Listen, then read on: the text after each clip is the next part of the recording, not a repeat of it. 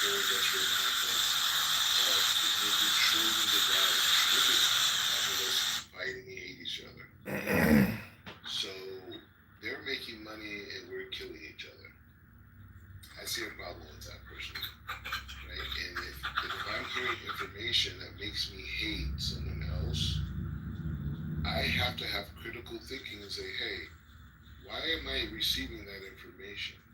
Why is that information coming to me, right?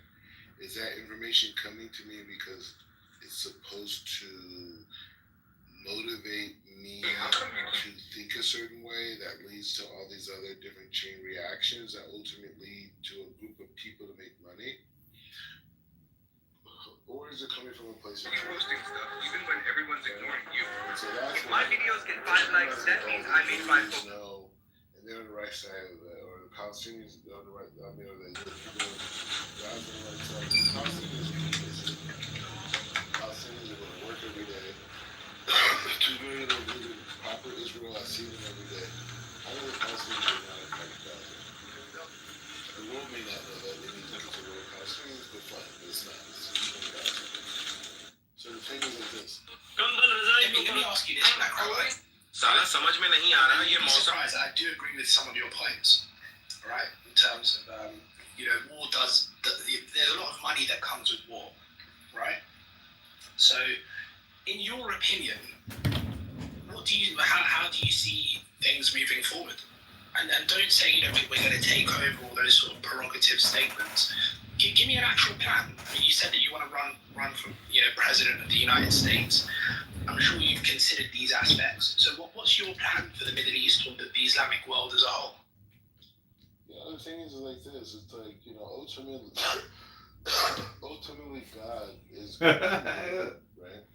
So what I see happening already in the Middle East is there's when the Abraham Accords happened in 2016, it was a sign to show that the bureaucracy that separated Israel and the West, a lot of it was clergies and governmental ideas. The innovation of the private sector didn't hold by the same standards, right? And so when we look at the future, going forward, it's saying like the people are people, man. Like I've been to Saudi Arabia, I've made Hajj, I've lived in Israel, you know what I'm saying? So I've been around people. You've made Hajj? Yeah, I did Hajj in 2004. Anyways, but the point is like this. My point is just like this. It's just saying that. This was before obviously I converted to Judaism, but the point is just saying that. The point that I'm making is that people are people. People in the Middle East, whether they're Christian, Jewish, or Muslim, or Kurds, have a very similar culture. And the people who live in America, or the West, who are Christian, Jewish, Muslim, and the like, also have a different culture, right? So when we think about foreign policy from the United States standpoint, we got to take all these things into account, right? We got to take into not the high-level concepts, like trade and this and tariffs and interest rates and all that stuff, but like basic things, right? So that's what I bring to the table is like as a regular American, from the system, right? From the system of America, I had the privilege to live in different places in Muslim countries. What do you know about Somaliland?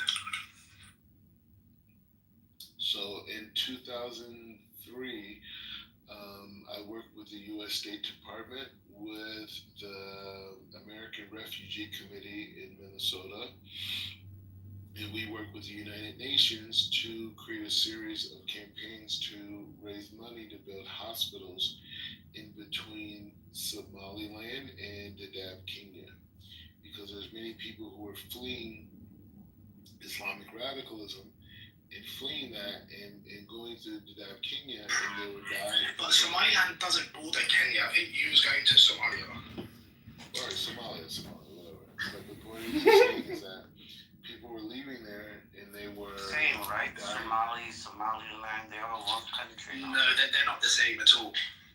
Well, are they like 2 different countries right now or no? Yeah, they've got 2 complete